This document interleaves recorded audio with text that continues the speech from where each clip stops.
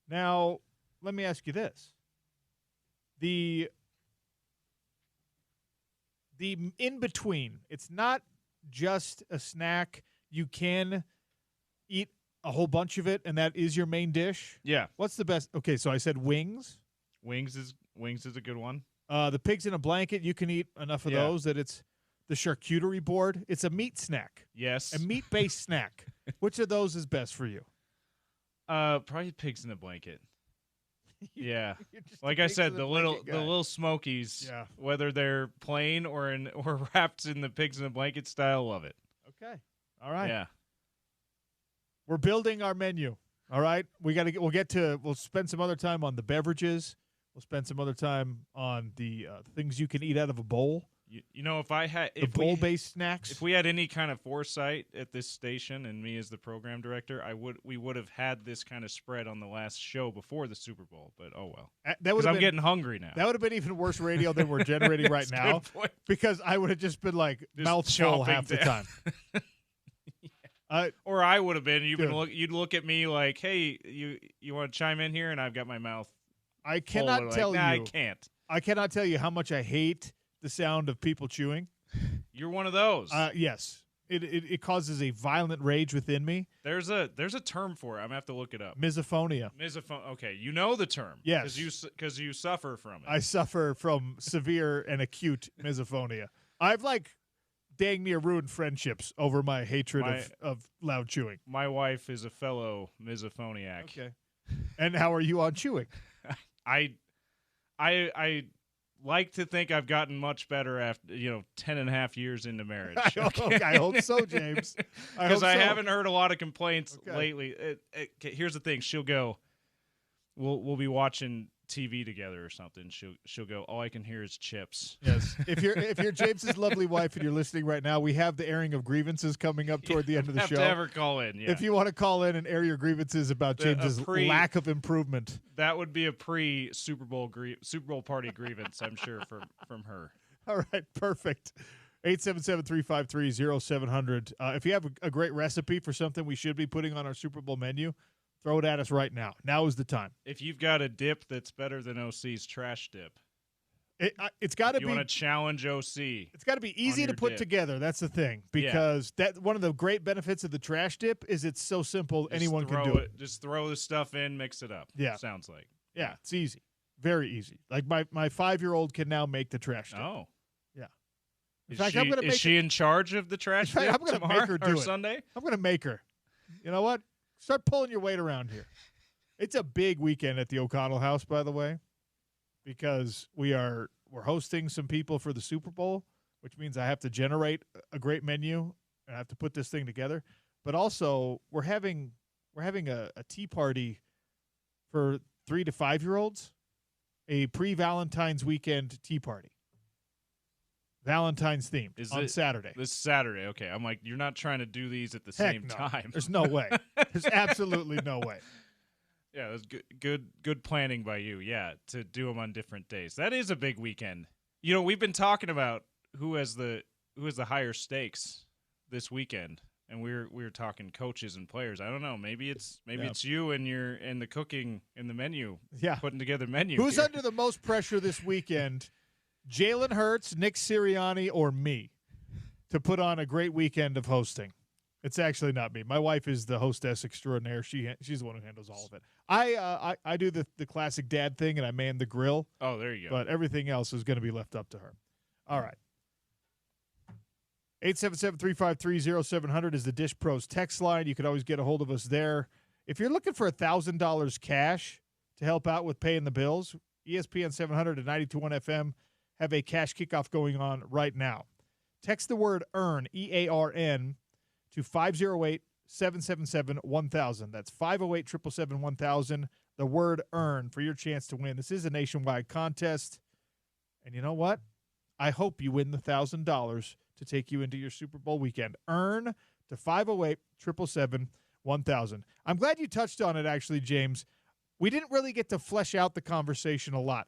Who is under the most pressure? I asked a couple of folks who joined us on the show, a couple of guests on the show yesterday, who's under the most pressure in this Super Bowl. The stakes are incredibly high for very different reasons. We'll talk about that in the hot lunch coming up next. It's ESPN 700, 92.1 FM, proud part of Utah's ESPN radio network.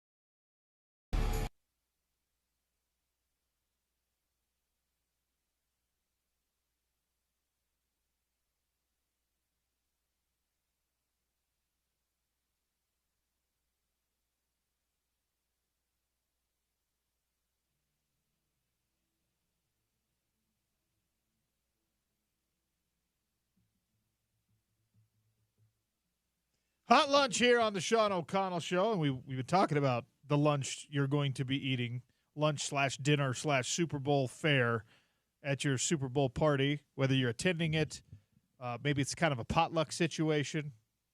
Ooh, that would be a good question. What are you bringing? Yeah, what are you bringing when it's a for your potluck? potluck? Yeah. For me, it is that trash dip because it's the easiest thing. Yeah. The cleanup is super simple. You bring your crock pot. It's already in there. And then when it's time to go, you're just like, ha, gotcha, see you later, losers. You unplug your crock pot, you take it home. Oh, and then you tell them, hey, you're you already have chips, right? You only told me to bring one thing. I'm probably bringing a bag of You're chips. probably bringing a bag of chips. But then I'm disappointing you because I leave the leftover chips, but I take home the crock pot with the leftover dip. See? It's called being a bad guest, James.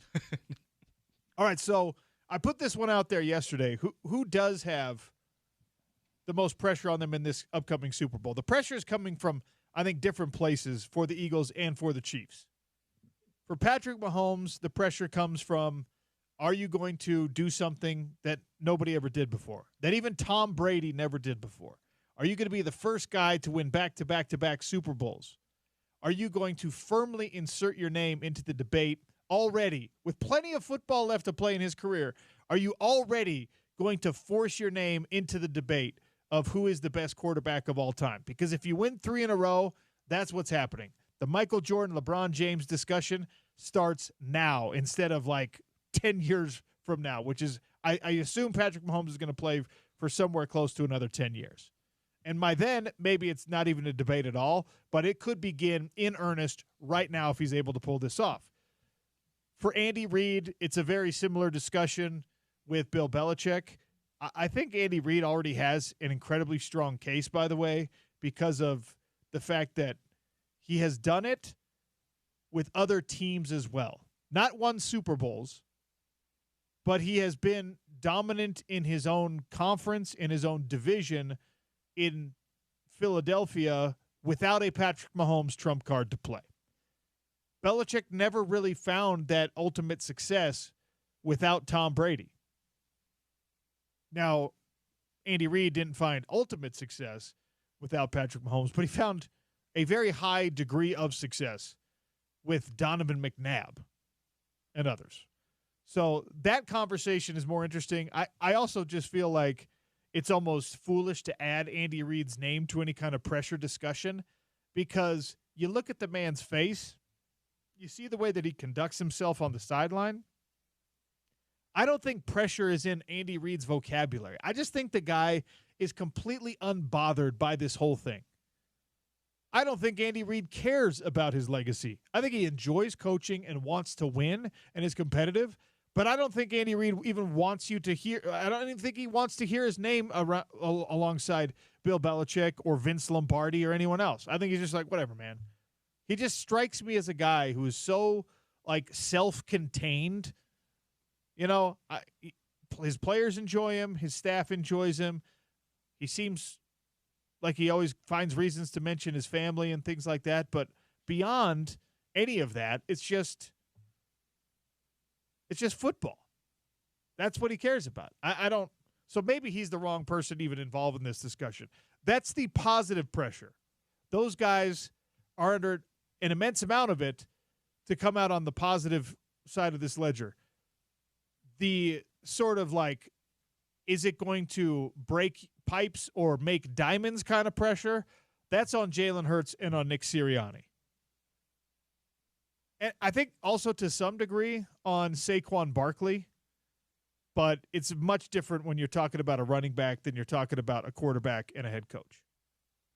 For Saquon Barkley, that pressure is like, all right, you've been incredible all year long. Can you be incredible against the Steve Spagnuolo defense, and can you do it on the stage where it really matters? Can you be the reason your team wins a Super Bowl and show us that running backs matter as much as some of us think they do in the NFL? For Jalen Hurts, the only way for him to change the discussion around himself is to not only win this game, but to win this game because of his play, because of things that he does. If the Eagles win and he has like a 189-yard, 1 touchdown, 0 interception day, then they obviously won because of something else. They won because they ran for 240 yards. They won because of Saquon Barkley and the offensive line. Jalen Hurts, if he wants people to start putting his name in a different place among the active NFL quarterbacks right now, Joe Burrow, Patrick Mahomes, Josh Allen, who just won an MVP award, Lamar Jackson. If Jalen Hurts wants to even approach that conversation, Jaden Daniels, who's going to be in that conversation, he's got to win a Super Bowl, and he's got to win a Super Bowl because of how he plays. Yeah, he's got to be be as good as he was 2 years ago in the Super Bowl. Setting aside the fumble that led to a touchdown. And obviously, you don't need that. But other than that, he played really well, and he played like the reason the Eagles could win that game. He's got to play like that again, if not better, for him to get the kind of legacy points, if we want to call it that we're talking about here. The kind of talk about, hey, are you a top 5 quarterback? Are you a franchise level quarterback?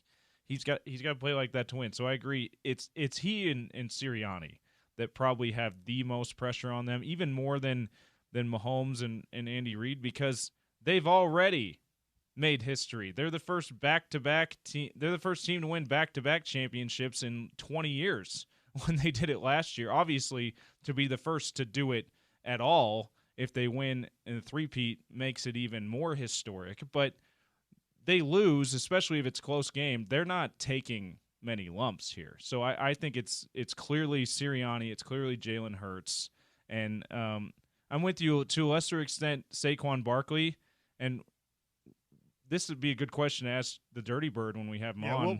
We'll definitely ask in him about an hour about what that kind of, because I think he has a similar situation to what Jamal Anderson was in when he helped carry the Falcons to an unlikely Super Bowl run in the '98 season. That running back having a historic season, having to prove it one more time that he's awesome. Separate out Jalen Hurts and Nick Sirianni. Which of those two guys is facing more pressure? I would say Sirianni. I think so too. Sirianni, for whatever reason, he's been on the hot seat every week for the past 2 years. Seems like he's got his team back in the second Super Bowl in 3 years, which everybody in the NFL would like. Every coach in the NFL would love to have his problems right now, but it is, I think, a pretty genuine problem that despite the success they've had at the conference level, at least, there are people in Philadelphia, there are people in the insider circles of NFL media who are just like, there's something wrong here. The Eagles and Nick Sirianni, it's not a perfect marriage. Him and Jalen Hurts don't get along all that well, whatever. The idea that Nick Sirianni is the beneficiary of somebody else building this roster instead of the right guy to steer the ship, that's a really tough place for him to be in. If they lose this Super Bowl, I don't know how safe his job is next year. He's not going to get fired, but it means he's got to start well next year, or by the week 10, this is all there again. And people are just, they'll be like, oh, yeah, well, guess what? Thank you for taking us to 2 Super Bowls. You didn't win any of them. So now that we're 5-5 heading into week 11 here, we're giving this job to Deion Sanders. Yeah, I see what I did there. I found a way to insert my hope that Deion Sanders eventually coaches in the NFL. That was very clever by you, OC. No, I think that's why I think there's more on pressure on Sirianni and more at stake for Sirianni than Jalen Hurts, because I don't think Jalen Hurts' job is in jeopardy based on this game. In middle of next season, even like you're saying, Nick Sirianni's might be if they lose this game and then they're not great in the middle of next season. Here's the thing. I don't know how you stay enthusiastic about being a head coach if you have this level of success and people are still hypercritical of everything you do as a head coach. Like, these guys in certain situations, we've seen it in college football, we've seen it in the NFL many different times, we've seen it in the NBA. Wasn't it Dwayne Casey who won Coach of the Year and then got fired? Yeah. In the same cycle, those two things happened. That's bananas. That happens way too much in the NBA, by the way. Whether it's the very next season getting fired or that off season, or like a year or two later, like Mike Brown with the Kings this year. Like, I am far way too often. I'm far too sensitive and weak-minded to be an NFL coach, because I would just be like, guys, I took you to a Super Bowl. I was this close. And now you want to get rid of me? Like, my thing with coaching, and I've said it 1,000 times on air, you better have a plan that is an improvement, that is an obvious improvement. I don't know how you find obvious improvement over someone who has brought you to the precipice of championships twice in 3 years. You have to be a really damn good coach to replace that guy, in my opinion. But I think you're right. I think most of the pressure here, or the highest level of pressure, is on Nick Sirianni, the Eagles head coach, as we are a couple days away from a Super Bowl, which you can hear right here on ESPN 700 and 92.1 FM. We're also giving away some Incubus tickets. Every day this week we've given away a pair. We're going to give away one more pair starting at 1:45-ish during Topical Trivia. I'll generate a question. You'll give me the answer, and we'll give you 2 tickets to Incubus coming to the Utah First Credit Union Amphitheater, courtesy of us here at ESPN 700 and 92.1 FM. All right, Mike Yam of the NFL Network coming up next. What are we going to talk about? You guessed it, this Super Bowl, but also maybe the Myles Garrett situation, maybe the Deion Sanders talking about he doesn't think he could actually be a coach. You never know what we're going to get into with Mike Yam. That's coming up next on the Sean O'Connell Show, ESPN 700, 92.1 FM.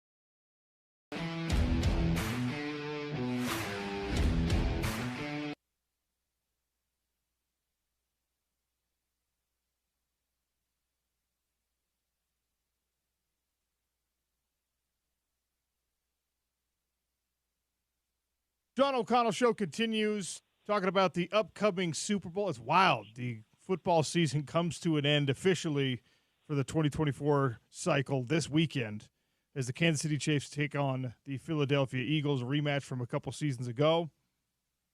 And joining us to talk about it, one of our favorite people, not only here at ESPN 700, but probably here in the Salt Lake City market, deep affections for a man who's now at the NFL Network, formerly with the Pac-12 Network, and most importantly, the author of my favorite children's book, Mike Yam. Mike, welcome. How are you? Top 3 best introductions I've ever had, so I appreciate it. And you're right, my affinity for Salt Lake City is very high. I have like nothing but unbelievable memories, and I actually love heading up there whenever I can. I've been disappointed, man, on some of these pro days. They keep sending out the reporters at NFL Network to Salt Lake City, and like they love it because I give them all the food recommendations that I get from you, but I don't get to enjoy it. So nonetheless, man, hopefully in this draft cycle I'll be up there soon. Yeah, we'll keep our fingers crossed for that. You've been incredibly busy, so it's very nice of you to give us any time. The big game is happening. I've been shocked, Mike, at the cheaper get-in prices and some of the conversation about this being like some interest fatigue, probably because we're sick of the Chiefs or whatever. Look, we could watch history made. I want to go to this game. I'm not going to wrestle up the funds to go to this game, but are you surprised at all that there seems to be less interest in, at least in personal attendance, in such a great city like New Orleans with an epic matchup like this one? You know, I am a little bit, just because of the hypeness that comes with, you know, the Super Bowl in general. I mean, I think people, if you're a Kansas City fan or you're an Eagles fan, it doesn't really matter. If you get an opportunity to go to the game, like, of course you want to be there. And I think to your point, the history-making side of this, look, last couple of years, obviously, I've been at NFL Network. We talk about the Chiefs all the time for obvious reasons. I understand Chiefs fatigue. That said, you know, I'm also a kid that, you know, was born in 81, 90s are kind of like my childhood era. I like the fact that I get to say, and I'm very much aware of what some great dynasties like Michael Jordan and the Chicago Bulls, what they were able to accomplish. I think there's something cool about that. I like to be able to say, like, I've seen Tom Brady at his prime, and even though Tom Brady was just playing a couple years ago, and winning the Super Bowl. But the point is, like, to get to witness this stuff is rare. And I do think Mahomes legitimately, whether you want to have this legacy conversation now or wait till after the Super Bowl or wait in 5 years, we're going to be talking about him as the greatest quarterback of all time. And it's because specifically of a run like this. Yeah, I think that it's interesting because I've been asking everyone that we've had on to discuss the Super Bowl whether it's inevitable that Mahomes Brady becomes the NFL's version of Michael Jordan LeBron in the NBA. To me, it feels like we're kind of already there with this younger generation of fans who maybe didn't get to watch Brady's dominance quite as closely, loving what they see from Patrick Mahomes, loving what they see from the Chiefs. The pop culture presence and the advertising presence and all that stuff, I think, is a little bit stronger with Patrick Mahomes. So I think we're already there, Mike, but a three-peat would change the conversation pretty significantly, in my opinion. Couldn't agree with you more. And, you know, to even take it a step further, there's a lot at play here, right? Like Mahomes, when you see him out there, he has that Brady lore, right? Like if they're down, they're going to win. We've seen all these close victories, these one-possession games down the stretch. I think there was 10 of them, if I'm not mistaken, or 11 this year. That's big time. And I think any casual fan or any hardcore fan would recognize that and appreciate that. I think what's even more macro about this is think about the things that need to fall into place to even get to a third Super Bowl. The health factor, like alone, right there. The not just being yourself in the game's biggest moments. And what I mean by that is, if you would have said to me the Detroit Lions would have been knocked out of the postseason, I would have said, oh, okay. But if you would have told me all those turnovers would have racked up the way that they did, I would have said, no, like that's uncharacteristic. And yet a team like Kansas City has been so consistent, whether it's what we've seen on their offensive side, winning multiple ways. Their defense last year carried them into the postseason. This year, it was a little up and down, and it's been really settled over the last 6, 7, 8 weeks or so. And that's another reason why they're playing at such a high level. So there's so many things that are in place. But to me, even last year, thinking about Mahomes and what he's been able to accomplish, I think this is why we need to watch this game, because if they get it, there's no guarantee they get back here because of all the reasons that I've said. This sport, because of injury alone, because of free agency, do you get these hits on the draft? This team has been able to overcome injuries, right? I mean, their backfield's been decimated for a good stretch of this year. And I know Pacheco's back in, but he hasn't been Isaiah Pacheco from last year or 2 seasons ago, for example. Hollywood Brown, we thought was going to have a huge impact. Like, there are things that have happened, and Andy Reid's been able to navigate that because he's got 15 on his side. Andy Reid is getting a lot of the credit I think that he deserves, but it's also fun to watch people talk about an assistant coach, the way that everyone has jumped on the Spags bandwagon throughout these playoffs, and especially after that AFC Championship game, the acknowledgement of the fact that this guy just finds a way to be disruptive, to create problems for even the great quarterbacks that the Chiefs have to go up against. Your thoughts on Spags first, and then, like, is it just inevitable that he gets his own ship to steer, that he's an NFL head coach whenever he feels like it? He's been in this cycle a little bit, which was nice to see. Last year's cycle, not as much, which, to be honest with you, was eye-opening. I love that Andy Reid gives Spags all the credit and a ton of credit in a lot of these press conferences. But I think you hit the nail on the head. Like, we don't talk about Spags like we do Andy Reid, for example. Like, I get that. He's the head coach. He's the guy that's the winningest coach for 2 franchises in the NFL with the Eagles and the Chiefs. So, like, he deserves his own. Like, we could have his placement on Mount Rushmore conversation later if you'd like. But Spags and what he can do with this team's defense and how he's orchestrating things, and how, once again, last year, and Brett Veach, their general manager, like, think about the hits in terms of young guys that have played well for them, have been major contributors. Sean, you and I covered Trent McDuffie for years when he was up at Washington. Like, Trent is, a top 2, 3 corner in the NFL that maybe should get a little bit more hype and more love. But Spags is such a concern for every head coach on the other side, and more specifically, every offensive coordinator who's got a game plan against him, not to mention every quarterback, because they don't know. There's so many different changes and different looks that are coming, his way, as if I'm saying Jalen Hurts for this particular game. And I think that's what makes this thing so intriguing. For as much as the players are getting it done, and believe me, it's about the Jimmies and Joes and not the X's and O's, as I sound like a head coach, but these guys, and more specifically Spags, has just been absolutely phenomenal. And I hope he does get an opportunity to get his own ship the way you described it. You just used one of my favorite coach speak phrases, because, yes, everyone does say that. It's the players, it's not the plays. It's the Jimmies and Joes, not the X's and O's. There's like 10 different cliches that all say the same thing.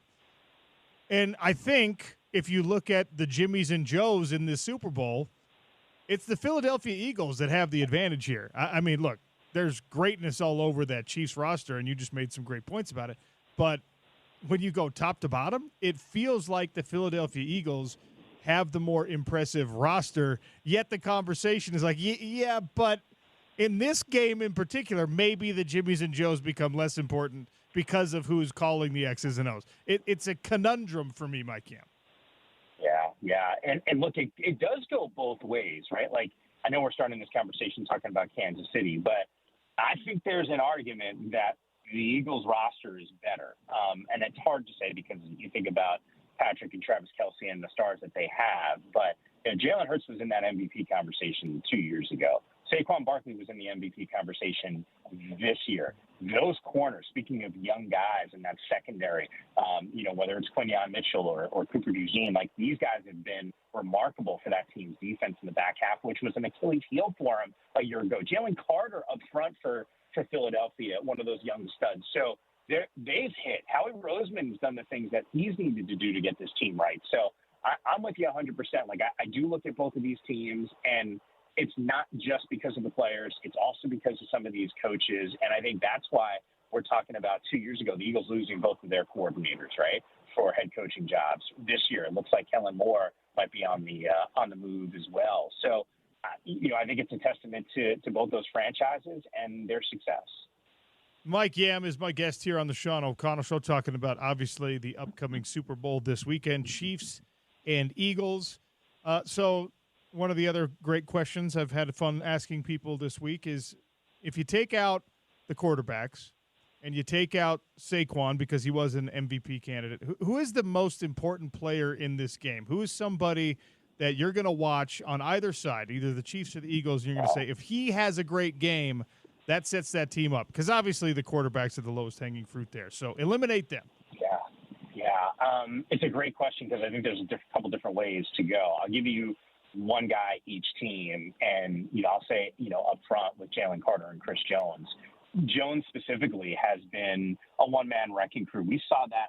I actually thought last year he should have been the Super Bowl MVP. I mean, that's how well he played in that game. And Jalen Carter, there's going to be a lot of emphasis on his play specifically, and how does he make Mahomes uncomfortable? Can he get to Mahomes? So to me, those are two guys. I mean, I could tell you about A.J. Brown, and I think he's going to be a really important factor in this game. And we saw that a little bit in the NFC Championship game against Washington. But I do think there's going to be some opportunities for explosive plays, both teams, whether it's Avery Worthy, maybe D Hop, who's been quiet in his Kansas City tenure. Maybe he flashes in this game. But more specifically, Jones and Carter, to me, are the two that stand out. Is Nick Sirianni safe in Philadelphia no matter what happens in this game? I was laughing, man. We had his press conference. I don't know what day of the week it is at this point, but earlier this week on NFL Network, we had his press conference, and I was just laughing in my head because people were talking about this dude being on the hot seat. And then you look at the amount of active wins that he has. It's him and Andy Reid. It's crazy. He's in his, second Super Bowl in the last 3 years. Find it hard to believe that Nick Sirianni would be on the hot seat, even coming off of a loss. Like, if anything, this season in particular has probably solidified a long-term future for him. I say that, and I know Philly can change on the dime. And that town can get a little crazy there. But I don't know. Like, how do you take a guy that uses both of his coordinators, struggles last year, figures it out this year, and gets his team back to the Super Bowl? Like, it's pretty good. It's pretty good. And look, maybe Nick Sirianni is the correct answer to this question, but the conversation around this person changes the most after Super Bowl 59. Ooh. How about this? Less about him, but more about the position group. If Saquon Barkley is the reason why the Eagles win, I think we'll officially be past. Now, it might not happen in this next cycle in terms of payments, but I do think we'll be talking about the running back not being devalued anymore. Like, it's been ridiculous. Look at the teams that are in the postseason this year and the ones that have had, first-year backs on their rosters and that have been the game changers for their teams, and how much they've leaned on those guys.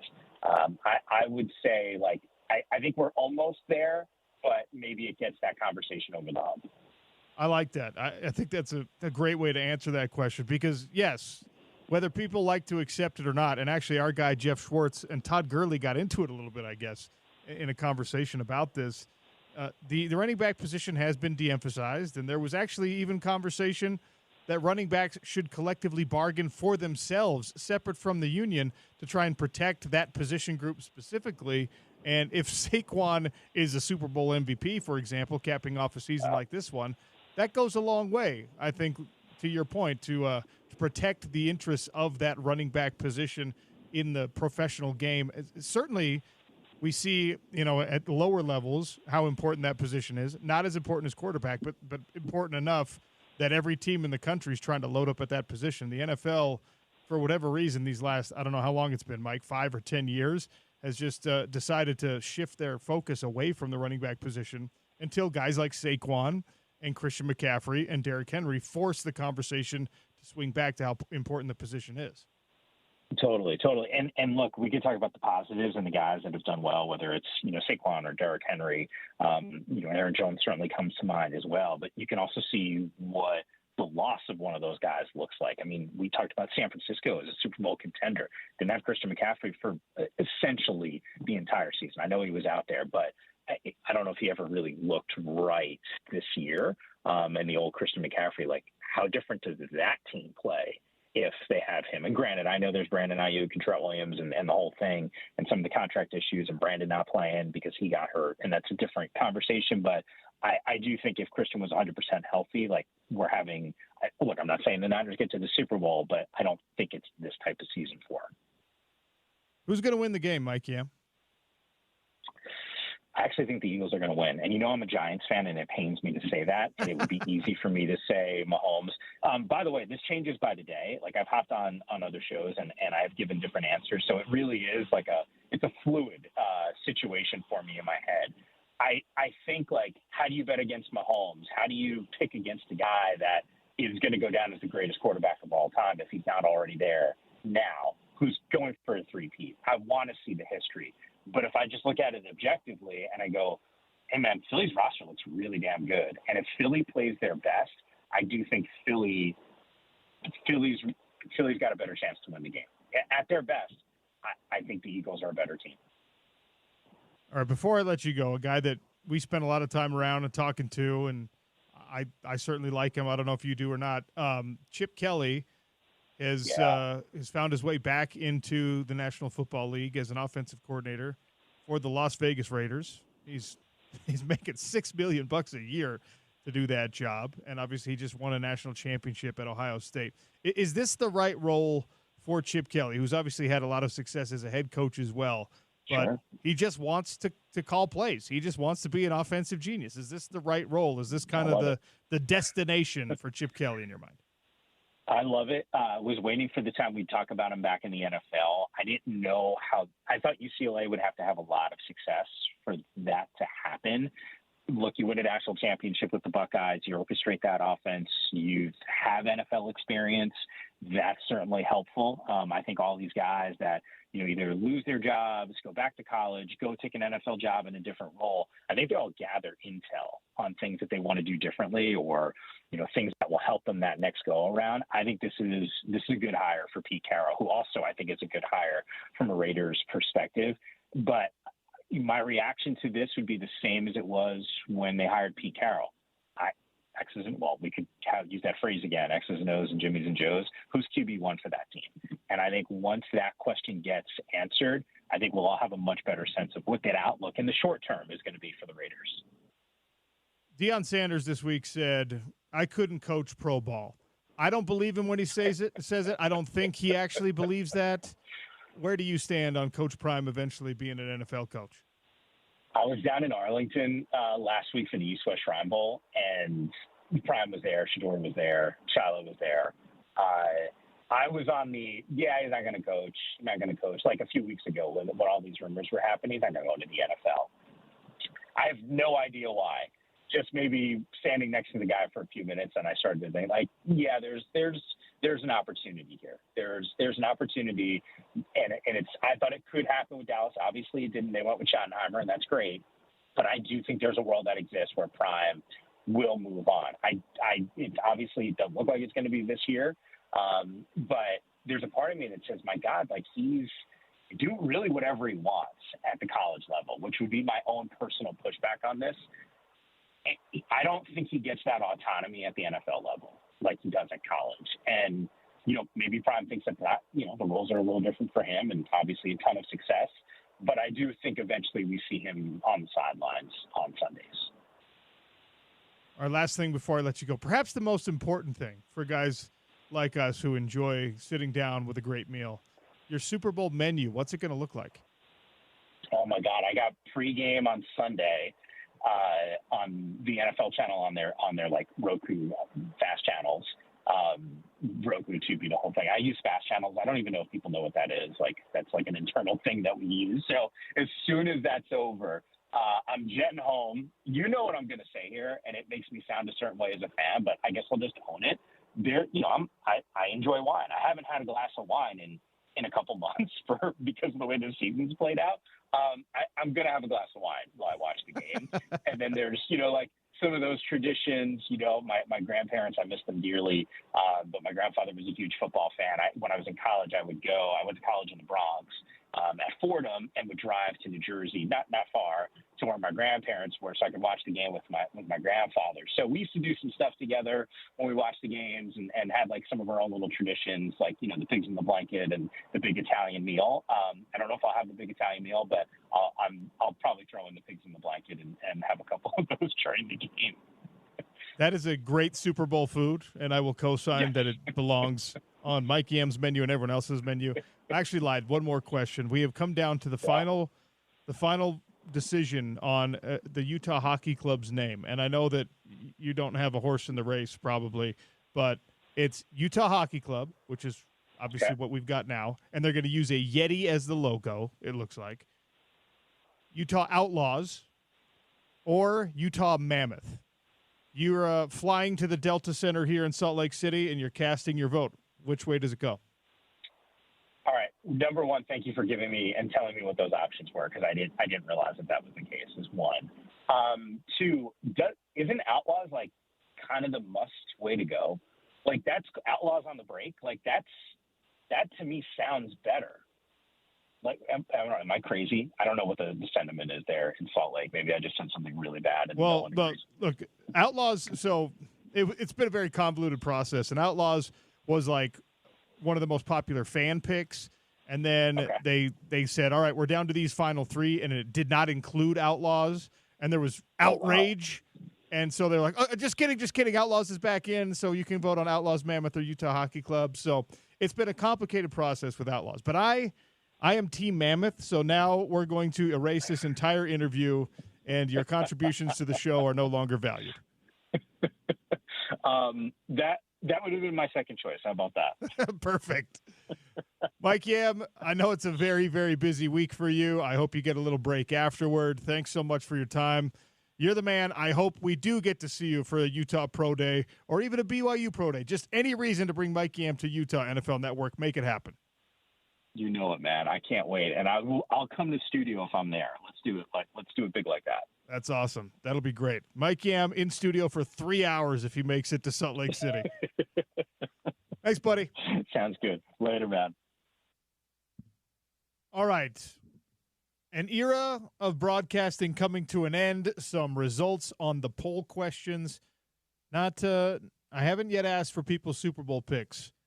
I'm asking for your Super Bowl menu items, and we've got some fascinating results so far. We'll get to all of that on the Sean O'Connell Show. It's a Friday edition. We're rolling on towards the weekend. Airing of grievances. 1 hour from now, the Dirty Bird is joining us in half an hour. You don't want to miss any of it. ESPN 700, 92.1 FM.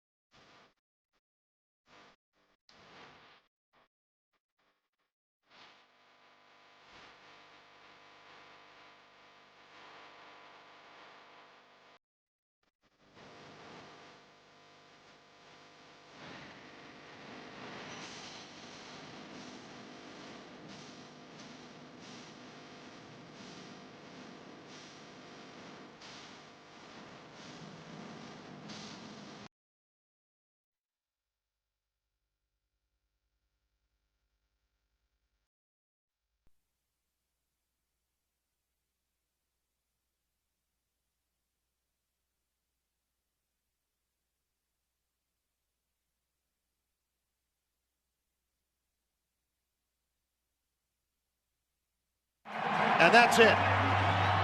The Philadelphia Eagles are going to the Super Bowl. A dominant performance in the NFC Championship game. The Eagles are headed to New Orleans. Jalen Hurts, Saquon Barkley, and the rest of the Eagles get it done. They have advanced to their 5th Super Bowl and 2nd in the last 3 seasons. Final call from the NFC Championship game, courtesy of Westwood One. Ian Eagle was on that call. Eagles facing the back-to-back defending champions, the favorite, the Kansas City Chiefs. Super Bowl 59, where you're home of the NFL playoffs and of Super Bowl 59. 10 hours of coverage right here on ESPN 700. Also a reminder, I'm going to be live in Ogden on Monday. Fellas, hint, hint, next week, Valentine's Day, to cap off your week. Monday, we'll be at Belliston Jewelry in Ogden. And you spend $129 at Belliston Jewelry for that special someone. You get a dozen roses for free. That's Monday only during my show from 11 to 2 at Belliston Jewelry in Ogden up on Harrison, pretty close to that Weber State campus. So if you're Davis County, Weber County, love to see you. You know what? Not just Davis and Weber County. Salt Lake County as well. If you're Utah in St. County, George, make the drive. let's go.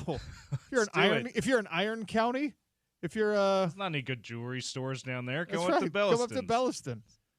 If you're in Cache Valley, make the trip down. Let's go.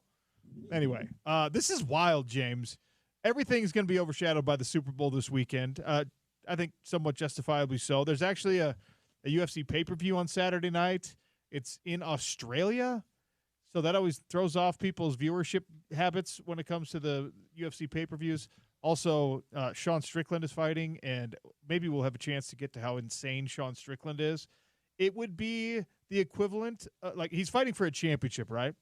It would be the equivalent of like Ron Artest being the LeBron James of the NBA. Oh.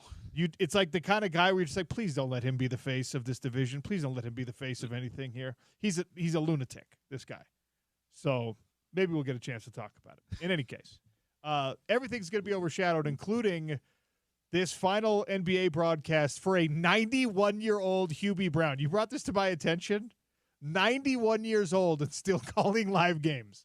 Yeah, and Hubie's awesome. Obviously a great coach well before he went into the broadcast position there for ESPN primarily. I think he's been probably with TNT as well, but mostly with ESPN. He's a guy who was somewhat of a coaching, not necessarily icon, but really good coach. People who know NBA history know Hubie Brown as a coach who turned into just a fantastic broadcaster, even if not maybe even a better broadcaster. One of my favorite Hubie Brown moments was, so he had a way of, and Gordy Chiesa reminds me of this too. Some of these old school coaches, they have a way of starting to sound like they're going to say something super profound, and then it ends up just being something super simple and if not kind of obvious, and it just makes you chuckle. Hubie Brown had a moment with, it was, I believe it was a playoff game, LeBron versus one of the LeBron's teams versus the Celtics, and he says, LeBron is the best in the league. And here's why. Because he leads the team in points and assists and rebounds and steals and blocks. No, didn't elaborate further. Just But I mean, he had that great blunt style that it just makes you smile. You don't need to elaborate further when you're talking about someone dominating all of those statistical categories. Hubie Brown he played for the Rochester Colonels in 1958 and 1959. That is insane. Also, his Wikipedia page shows that he was the coach of Cranford High School in 1960 ? They're not quite sure. It's so long ago. Fairlawn High School, then William and Mary, then Duke as assistant, Milwaukee Bucks as an assistant, then the Kentucky Colonels Yeah, he was an ABA coach. Then He might have been. He won a that's really championship. kind of where he got his start as a head coach. They won was the 1975 NBA or ABA championship, the Kentucky Colonels did. Atlanta Hawks coach, New York Knicks coach, Memphis Grizzlies coach. He stopped being an NBA coach in 2004, and for the last 20 and a half years has been a broadcaster. He's 90 bleeping 1 years old and still doing a job that anyone would kill to have. Yeah, he's awesome. If you have a chance to, I mean, you should be listening to our 4 hours of Westwood One Super Bowl pregame coverage. But maybe just turn it down a little bit. Watch Hubie Brown broadcast his final game at noon on ABC. You know what it's going to be a historic moment. You know what I'm going to be doing when I'm 91 years old, James? Just decomposing. Yeah.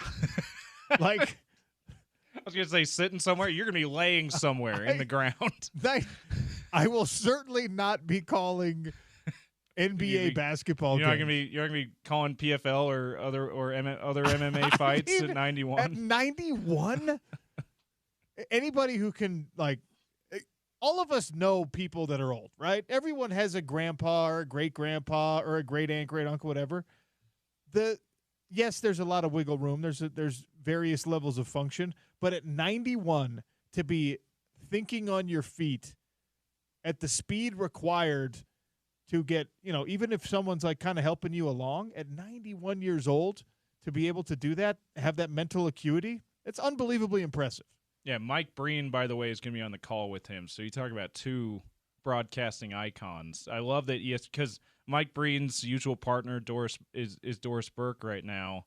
That's the ESPN's A team. I love that ESPN decided, you know what, let's put our play-by-play guy and maybe the best in TV for NBA play-by-play right now, and maybe certainly in consideration of all-time Mike Breen next to our guy who's 91 going to be calling his final game. This man is 2 years older than Lee Corso, who for the last 3 years we've been like, let's just casually transition Lee out of this. Because Lee's only been doing the mascot picks, the helmet gear picks, or the mascot head picks, it seems like. So, which is the right thing to do. Like, absolutely. Let him go out with a certain level of dignity, and that's like he's still able to do that much. Be the showman that he's always been in those moments. Yeah. But he's younger than Hubie Brown is. That's wild, man. All right, the poll questions that I put out today are all food related for your Super Bowl party. Can I tell you something? Our listeners are intelligent people. The ideal Super Bowl party dessert, assuming that ice cream accompanies any one of these options, okay? You have to have ice cream. Brownies, cookies, cakes, or other. Right now, cakes with 0% of the vote. That's right. Cake sucks compared to brownies and cookies. Oh, yeah. If you can have brownie is basically the superior version of cake. So yeah, absolutely. It's a much denser, more delicious cake. Yes. So absolutely brownie, if that's an option, over cake all day. And sometimes I'm cookie over brownie, but a lot of times I'm brownie over cookie. I'm cookie over brownie every day of the week. Cookies are winning right now, 55% of the vote coming in for cookies. The most important Super Bowl party beverage, beer, Diet Coke. Yeah, I put Diet Coke specifically because in Utah we are the number one per capita consumers of Diet Coke. Diet Coke is in third place, actually. Punch of some kind, dead last, and the other. Besides beer and soda, I guess I didn't leave enough soda on there. I just said Diet Coke. What is the best thing to eat out of a bowl at your Super Bowl party? Soup or chowder, chili, salad, or something else? Right now, chili running away with it. And the meat snack, the meat snack of choice for everyone right now is wings. Almost 80% of the votes coming in on wings. Less than 5% of people are the pigs in blanket enthusiasts that James Peterson is. Charcuterie boards, 12.5%. Also, I'm getting some heat, rightfully so, for not including pizza in any of these polls. Pizza is a great Super Bowl food. Yes. I'm sorry. Hence all the pizza commercials we see on TV leading up to and during the games. Yeah. All right. How long's the national anthem going to go? How many yards passing is Patrick Mahomes going to have? Does Saquon Barkley go over 125, or is he under that? You get to bet on all of it for the Super Bowl. Joining us next, the number one handicapper in the business, Lee Sterling from Paramount Sports. And then after that, it will be Jamal Anderson, the Dirty Bird himself. Stay tuned on the Sean O'Connell Show, ESPN 700, 92.1 FM.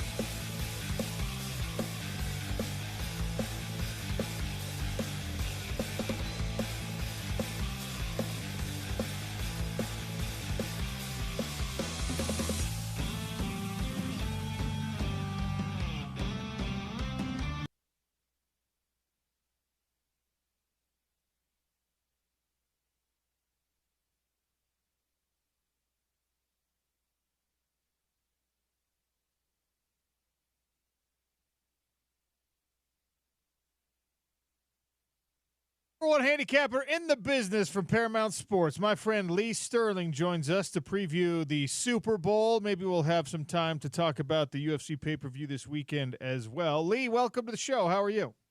I'm good. Can't complain. I wish football season went until like April or May, maybe for the first time ever. Not just because we won, but in the NFL playoffs, we're on a 9-1 run. So Woo! I wish it would continue. Want to stay on that heater. Nice work, Yep, Lee. yep. And what's crazy is, and I only have a regular play for the Super Bowl. I mean, these are two pretty evenly matched teams. No matter how much you tell people to play within their means, it's just one game. You know, the average person's going to go 2, 3, 4 times their normal wager.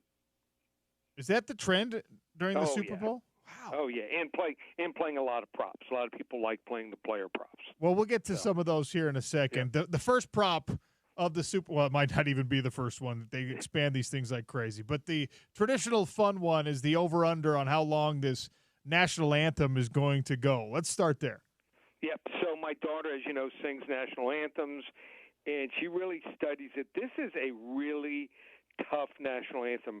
The reason is the gentleman, John Baptiste, he is a genius, and he plays many musical instruments. In fact, when they came back from the bubble in the NBA, he played the national anthem, and half of it was on a guitar and the other half was on a piano. Didn't sing it all. So it's at 2 minutes and 4 seconds. She feels that if you can find a prop where he is only singing it, not playing a solo instrument at any time during the national anthem, she feels it'll be in the 154 to 155 range, so she would go with the under. But if you can't find a prop where it is of him singing the entire national anthem, then she would probably just say stay away. It's just too tough. I mean, look what happened last year with Reba McEntire repeating the last line of the national anthem. Reba, Yeah. what have you done, Reba? All right. Crazy. If the sports books, there was a lot of money on that game. If there was like no limits, usually the limits are like 500 on these prop wagers. They would have been out some serious money. Most places paid both sides on that. I'm actually amazed that something that is so easily manipulated and controllable, they still take wagers on. Like, I mean, well, it's $500 is the max. It's not like you're going to be able to retire. I mean, you can pay for a nice steak dinner for the family, but that's about it. So that's why they have these. They want you to play a lot of them. They want you to play 20 or 30. One time, are you ready for this, Sean? I had a friend. We went to Vegas. Played 74 player props. Come on. He won more than he lost, but he lost a little bit of money because most of them are anywhere from minus 115 to minus 140, 150. So, got to be careful. That's insane. All right, give me your favorite player props. Not 70 of them, but give me a few. Okay. So some of the player props, I think everyone's going to want to play something on Saquon Barkley. The over-under is 116.5 rushing yards. We have not seen a rusher in a Super Bowl run for more than 117 yards. You got to go back to 2003. Michael Pittman, 124 rushing yards for the Bucs versus the Raiders. I think that Steve Spagnuolo is really good at taking away what you do best. He's going to try to limit them there. And if he rushes, I'm going to go the under there. Then you got to look to maybe the Eagles' passing game. People love Dallas Goedert over 52.5 receiving yards, but I like Devonta Smith even better. Here's why. 3 times he's faced Spagnuolo defenses. In the Super Bowl, he caught 7 for 100. The other 2 times, 7 for 122 yards and 6 passes for 99 yards. His total is just at 50.5 yards. I like him over 50.5 yards and also longest reception by Devonta Smith over 20.5 yards. Now, for Kansas City, a couple I like are not player props or team props. I like Kansas City most first downs, plus 105. They just slowly matriculate down the field. 3rd and 4, 3rd and 5, 3rd and 1, 4th and 1. They get these first downs. I like them for most first downs, and they're actually a small underdog. And Kansas City under 8.5 players to catch a pass. It's minus 150. Since Juju Smith-Schuster came back into the lineup, they've kind of phased out the tight ends, the backup tight ends like Noah Gray. So I think he'll throw to a bunch of different receivers, but not more than 8. So we'll go under there. And you want to take a shot on something that involves both teams here. Shortest touchdown, under 1.5 yards. And here's my thinking on this one, Sean. Have you ever bet this one before? No. Okay. Here's why I like it. So it usually comes in because, number one, most teams have short yardage guys. Philadelphia with the tush push is automatic. If you have an interference, the ball gets brought to the 1. And even Kansas City, a lot of times what they'll do, they get inside the 5. Who do they bring across the formation in motion? Travis Kelce. He gets under the center, and he'll take the sneak. So I think there's a good chance we see a touchdown of less than 1.5 yards, minus 175. And for the MVP, I'm going to take a shot on a long shot here. I think there's really some fatigue with Kansas City and Patrick Mahomes. The public is they're worn out with it, just like Tom Brady and the Patriots. He's won it, the MVP, all 3 times they won the Super Bowl, but this year he's not throwing for as many yards. I'm going to take a shot on Travis Kelce here, plus 1,600. He, I believe, will have a lot of success in this game if he catches 75 to 100 yards in passes and has a touchdown reception and maybe another one running or on a shuffle pass. He's only got a couple of years left. I think that they're going to maybe give it to a tight end, which they've never had a tight end win the MVP before. So if Travis Kelce plus 1,600 comes in at 16 to 1, the next time we talk, the Wednesday before March Madness, I might be in Bora Bora. I love that. Can I bet on how many proposals there are after this game. A Travis Kelce, Taylor Swift proposal. Can I wager? I didn't see that one. There's some crazy other ones. Like will there be a scoregami? These scores that have never happened before in the NFL. That's 20-1. The last one was the 43-8 score when I think it was Seattle ended up beating Denver. You got the octopus. That's the new one here. When someone scores a touchdown and they also score a touchdown on the 2-point conversion, that's called the octopus. That's 14-1. And we've got the offensive lineman special here, or the fat guy special. Any offensive line will score a touchdown plus 1,800, and they even have one for the tush pushes for Philadelphia. Number of attempts is set at 2.5. I think they go way over that. They'll have 4 or 5. I tell you what, I like that offensive lineman to score a touchdown one because these are some of the most athletic tackles in the game. And you know that if the Eagles get into a situation where they have an opportunity, then why not give a little bit of love to the guys that have helped Saquon have that year and help them have the year that they've had? And also on top of that, Sean, you're talking about you have creative play callers, like Andy Reid. Yeah. He runs the tackle eligible, and it also includes a fumble. You recover a fumble in the end zone. So I like that. You said plus 1,800 on that one? Plus 1,800, yep. All right. I might join you in Bora Bora then. That's Any favorite fights you got for UFC 312 from Australia? Look, Duplessis is a guy that I watch him. Every time I watch him, I'm like, how is he a champion? Like, he's not as skilled as a UFC champion is supposed to be. He's not as clean of a fighter as a UFC champion is supposed to be. But I think he beats Strickland because Strickland is the exact same thing, just a less physical version of that, in my opinion. And there's a lot of conversation about how Duplessis has really decided he's going to try to be like Merab and weaponize his cardio, which is already how he got to this point. So I think that it's Duplessis, and I know he's a favorite here, right? So if it was minus 150, minus 160, I might jump on it, but it's over 200. That's the only thing. It's like losing 2 wagers. Here's one I like. I like the co-main event. I like Tatiana Suarez. Okay. I like her to not, some of these people, you'll play just to finish. I like her inside the distance here. So it's 5 rounds. If she gets Whaley on the ground, I think she's going to be able to finish her. So I'm going to take her inside the distance plus 175. I think that's the way if she wins the fight, it's going to happen. I also think that Jimmy Crute, that fight has no chance of going all 3 rounds, in my opinion. No. So I would probably take that one. Yeah, I don't know. I haven't seen a number on that, but that's how I think that fight. Right now, Bellato is minus 150, so that's one of our other selections, and I like him. Yeah, I like him TKO. We actually have him TKO, which way you mentioned, plus 140, and then also probably Jake Matthews. I think Jake Matthews, he's minus 230. I would probably put him in a parlay. I fought on a card.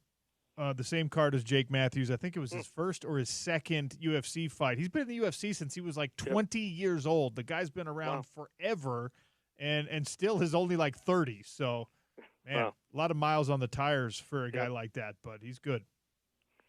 Sounds good. So, anyone wants to get involved, we've got UFC card, 5 selections, $55. We've got basketball going on. We've won 10 of the last 12 weeks in basketball. Our Super Bowl selection, which we won 3 of the last 4 years, and the props have won 8 of the last 10 years. Super Bowl selection, top 10 prop plays, just $97. Check us out, ParamountSports.com. Lee, always love catching up with you. We're going to be in Florida again for PFL this year, so I'll holler at you, okay? Sounds good. See you, Sean. Lee Sterling, our friend here, and the #1 sports handicapper in the business. Check him out at ParamountSports.com. Offensive lineman touchdown at plus 1,800. I'm going to text Jeff Schwartz and see if he's willing to make that wager. He's going to lose his savings betting on the offensive lineman to score, isn't he? That would be – he's so unemotional about how he bets, but that's one that could get him to bet with his heart rather than his head. That's one that could make Jeff Schwartz do and it. he will think the same way that you think about it. Eagles have too many too many athletic offensive linemen not to get a score in this game. But then he mentioned at the end they there, you can also just recover a fumble. Yeah. So if we believe that there are going to be some goal line situations happening, that a couple of props where touchdowns, a touchdown, the shortest touchdown under 1.5 yards, Jalen Hurts scored 13 tush-push touchdowns this year. I mean, when you could certainly see one of those chances, the ball getting knocked loose and Lane Johnson recovering it, like you just said. Let's go, baby. Don't put too much. Seriously, though, don't, just do it for fun if you're going to do it. I like the way Ian Fitzsimmons always explains it on night times on ESPN Radio and here on ESPN 792.1 FM. He says, you wager, you don't bet. Wager is, his definition of wagering is, and maybe it's the universal one, it's you don't bet more than you can afford. You're wagering, not betting. Please keep that in mind as you're if you're participating in some of these great prop bets. Now, if there's someone at your house that wants to bet you, absolutely bet the entire house, okay? And then tell us a story of how crazy that got. But it's only for people who are actually at your Super Bowl parties with you. All right, the Dirty Bird, Jamal Anderson, is going to join us next. Hard to find Utes that have Super Bowl experience. We already talked with Eric Weddle earlier in the week, and you know what? The Dirty Bird, kind enough to give us a few minutes. That's coming next on the Sean O'Connell Show as we begin Hour 3, ESPN 700, 92.1 FM.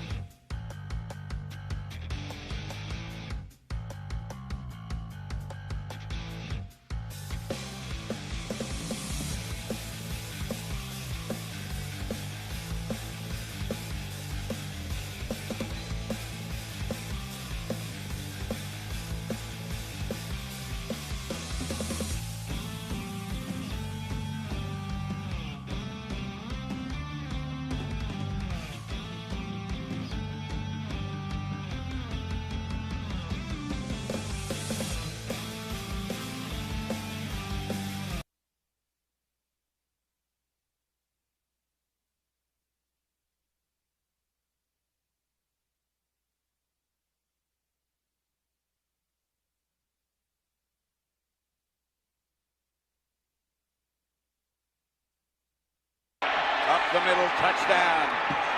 Jamal Anderson out of the backfield. And there's the Dirty Birds. They do that Dirty Bird whether they're home or on the road. A Jamal Anderson touchdown against the Vikings, Atlanta Falcons, 1998 NFC Championship season. That sound courtesy of NFL. Pat Summerall, John Madden. How about that throwback? One of the great broadcasting partners partnerships, I should say, in the history of football. All right, we're set to be joined by Jamal Anderson, the Dirty Bird himself. 7,000-plus yards of NFL offense in his career before the injury cut it short. And obviously, iconic Atlanta Falcon as well. We'll try to get a hold of Jamal here shortly. We just caught up with Lee Sterling on some of the Super Bowl prop bets, and he got into some of the more exotic things for you to play with. I'm not telling you these totals, these over-under totals, just because of the wagering ability on it. But as you dissect this game and you try to figure out who's going to win a game like this, Vegas finds a way to set these totals based on things that can significantly affect the game and potentially create an outcome for the game that either you like or you hate, wherever your rooting interest is. One of the lines that is set, Jalen Hurts over 34.5 rushing yards. Now, a lot has been made of the running quarterback conversation. His ability to run helped them get to this spot. He scored 3 rushing touchdowns in a single playoff game this year. Now, it doesn't mean he's going to run for a lot of yards, even if he scores multiple touchdowns, because of that tush-push situation, because the Philadelphia Eagles have mastered that formation, that particularly rugby scrum play. Jalen Hurts is the beneficiary of that. I just told you that he's got 13 rushing touchdowns this year, under 1 yard. 1 or fewer yards, 13 touchdowns. Nobody in the NFL scored that many. Nobody, in fact, managed more than 7. Josh Allen scored 7. Josh Jacobs scored 7 1-yard touchdowns this year. 4 times he scored a rushing touchdown in the last 2 games. 34.5 rushing yards is where the Jalen Hurts over-under is set for the Super Bowl. This year, he averaged 42 rushing yards per game, including the playoffs. So you're actually taking him at underneath his rushing average. Now, Steve Spagnuolo and the Chiefs get a lot of credit for taking away what you are best at. Can you be good enough to stop Saquon Barkley and take away the running ability of Jalen Hurts? The run fake to Barkley, bootleg for Jalen Hurts with wide receivers, with tight ends in his visual window so he can pass the ball on a scrambling effort. All of this affords him an opportunity to get that 34.5 yards. I keep saying this. I keep hammering this one because if he goes over this total, whether you're wagering the over or the under here, if he goes over this total, if he goes over somewhere near his average on the year, if he finds the end zone, Jalen Hurts finds the end zone, which is also a prop you can bet on. The possibilities for this team, for the Eagles to win a Super Bowl, to upset the Kansas City Chiefs, as mild as that upset would be, because it's not a drastically huge spread between them.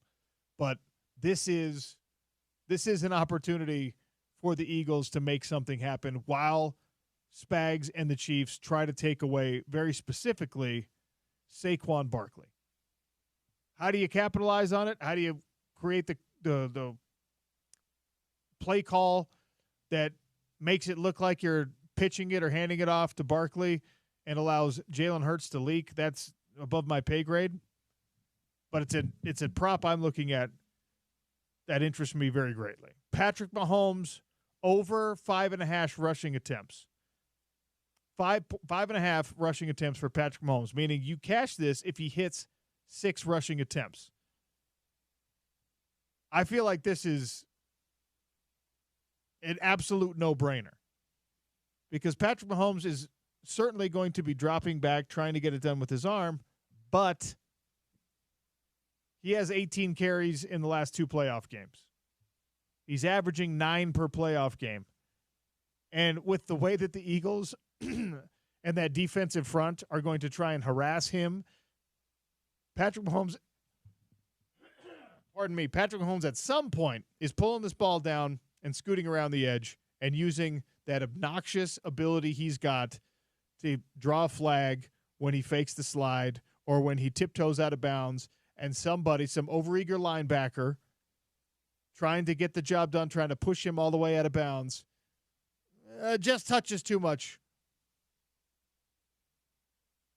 Gets him when he's already on the white, already on the chalk. I have not seen any props on flags thrown in this game, on penalties against either team in this game. Part of the narrative around the Kansas City Chiefs, right, is that this team is favored by the NFL. Now, the more I think about it, the more we discuss it, the more we hear other people discuss it, the less sense it makes that the NFL would decide this is the franchise that it wants to help with whatever grand conspiracy, whatever control it has.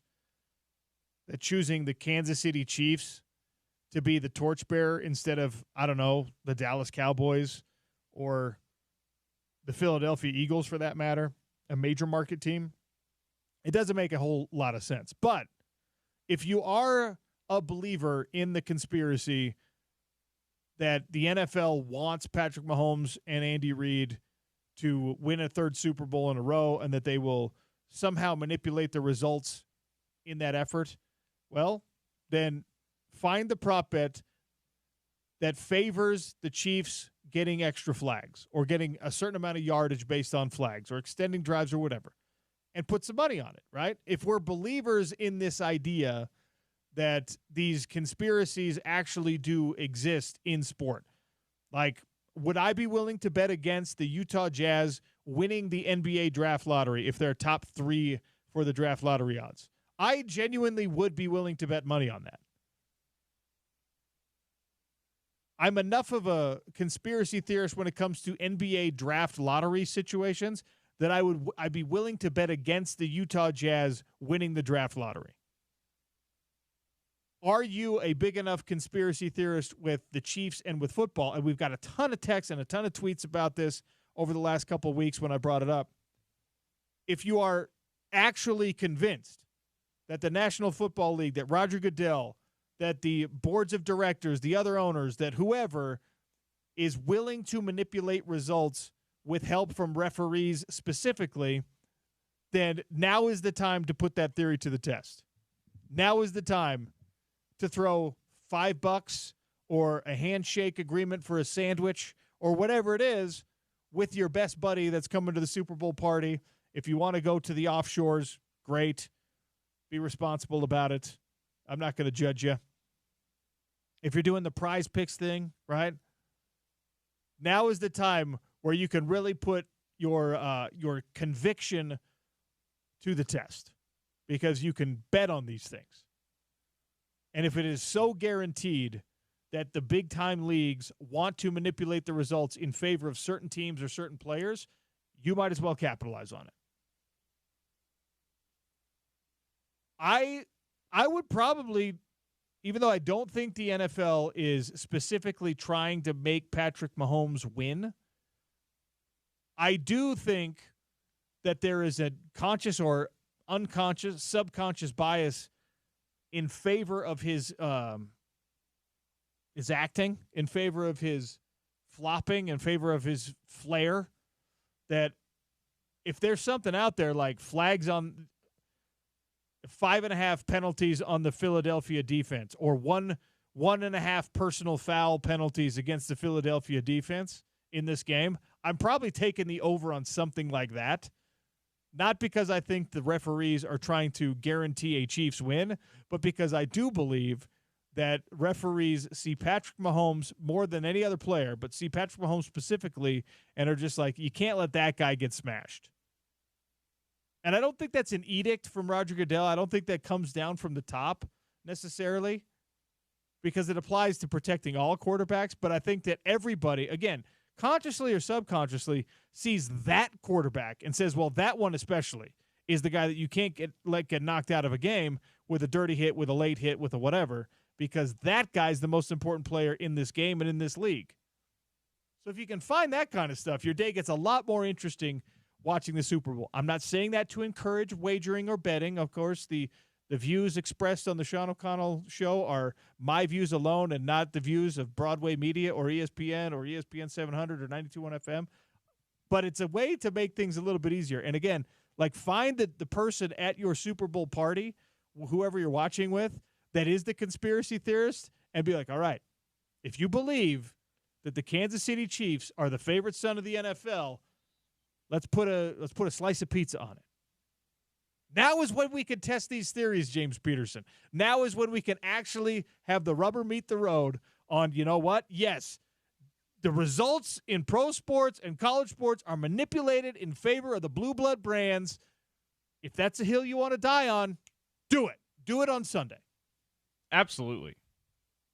Especially if you're just betting on snacks, like, do it. There's no reason not to do it. I don't think we're going to be getting the Dirty Bird, OC. It's unfortunate. Yeah. I just we were texting back and forth last night. Jamal Anderson is hilarious. Yeah. So maybe another time. But I gave him our number he can call us at. So we'll see. I'll keep an eye on the phone here. See if he got those messages. I will say this. This was the exchange. This was the response from Dirty Bird when I reached out to him. He said, very bold to random text the Dirty Bird, but it's very on brand for you. That's right. That's right. The last time I spoke with Jamal Anderson was probably on the sideline at a game, I don't know how many years ago. So, yeah, it is very random for me to just reach out. Be like, hey, you want to come on my show? I know I have, like, you might not even know who I am. He's like, yeah, that's very on brand for you, buddy. Yeah.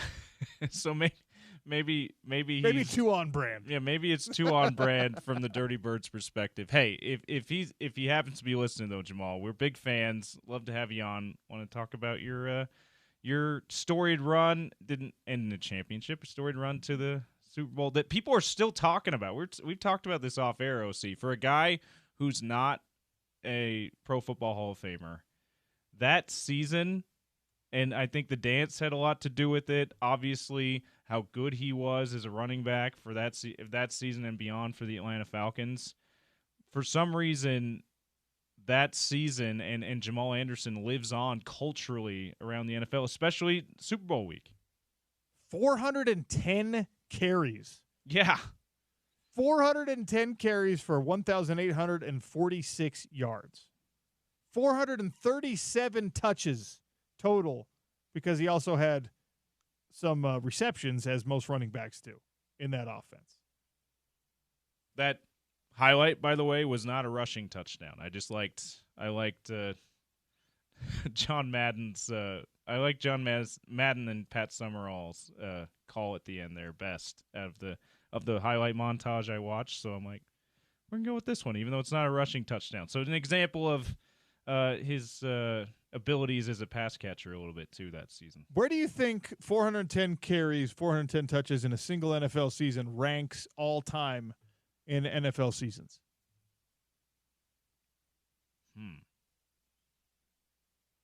It's a lot. It's a lot of carries. Top 10? Absolutely top 10. Absolutely top 10. Okay, because I'm thinking, pre-forward pass before that was super popular. This is probably a post-merger stat at the very least. Let's see. Third. It's second. Second all time. Wow. What's the first one? Larry Johnson. Oh. Grandmama. No, Larry Johnson in 2006. The other Larry Johnson. Played 16 games for the Kansas City Chiefs and had 416 carries for 1,789 yards. So a few more carries and fewer yards for Larry Johnson. So Jamal Anderson's that is that's the biggest workload an NFL running back has ever had to carry on ever had to take on. When you talk about the number of carries and the number of yards because of those carries, that's a lot. And physical runner too. I had going back and watching some of those highlights. Like, he's getting hit a couple of times on each of his runs and able to just have tacklers bounce off of him or go through people. Like, he's physical big back in his day. And like I said, for whatever reason, a number of reasons, that season has kind of lived on, certainly around here because he's a former Ute, but I think in NFL circles, when we get to Super Bowl week, people bring up Jamal Anderson and the Dirty Bird almost every time. We'll be airing grievances here in 10 minutes on the Sean O'Connell Show, 877-353-0700.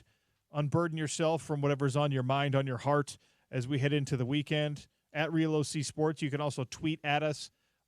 There's already been some grievances texted to me about the Utah Jazz inactivity. Already been some stuff Super Bowl related, so we're going to get to all of those when we air the grievances here in just a few minutes. As a little trivia for you, wink, wink. Larry Johnson, number 1, 416 carries. Jamal Anderson, number 2, 410 carries. James Wilder in 1984 for the Tampa Bay Buccaneers, 407 carries. Eric Dickerson of the Rams back in 1986 had 404 carries. And then number 5 on this list is Eddie George, 403 carries in 2000 for 1,500 yards. Eddie George, Eric Dickerson, James Wilder, Jamal Anderson, and Larry Johnson, the only 5 men in NFL history that have carried the ball more than 400 times in a single season. That is a big-time load to have to carry. That is a lot of work to have to do for your team.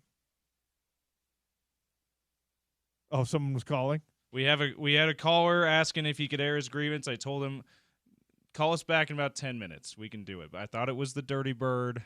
Anyway. That's my fault for giving out the number to air the grievances. No, all early. good.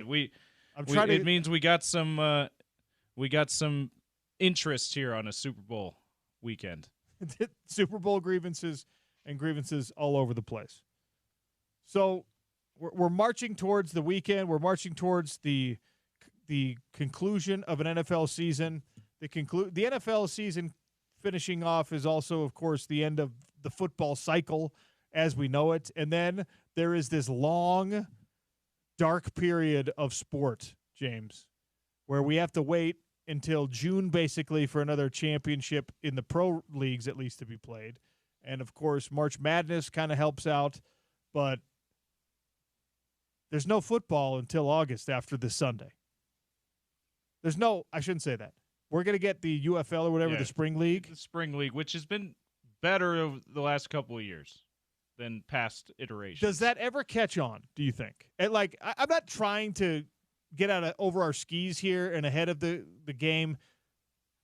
We're going to enjoy the Super Bowl. This weekend is going to be fun. We might witness history with the first team going back to back to back.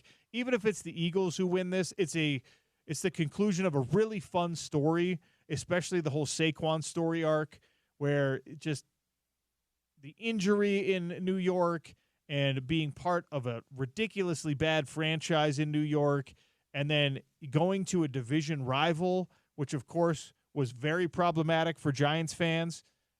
If he can cap this year off with a Super Bowl victory, that is one of the great stories we've had in recent NFL, individual career arcs, right? I mean, it's not quite an Eric Weddle situation, but it's a really cool kind of redemptive moment for Saquon Barkley and for Jalen Hurts, and in whatever case for Nick Sirianni, although he's not even going to get credit if they win the Super Bowl. He's just going to be like, well, at least you didn't screw up the great roster you were given, Nick. Have a cheesesteak. But have a cheesesteak. Careful sliding down the poles, too, by the way, if you're Eagles fans. If they end up winning, they always careful with that. Well, the problem is they climb up or the poles. Climbing up the. Excuse me, careful climbing up the poles. They climb up the light poles and then they fall down. It's all drunken, insane behavior. The unfortunate death after the NFC Championship game. That's why I bring that up. If the Eagles do somehow win this game, be careful climbing up those poles. Maybe don't climb up the poles. So the city will they'll grease the poles. Yeah. They'll go out there. To discourage people from doing it. They'll put lard on them or whatever. I don't know what they use.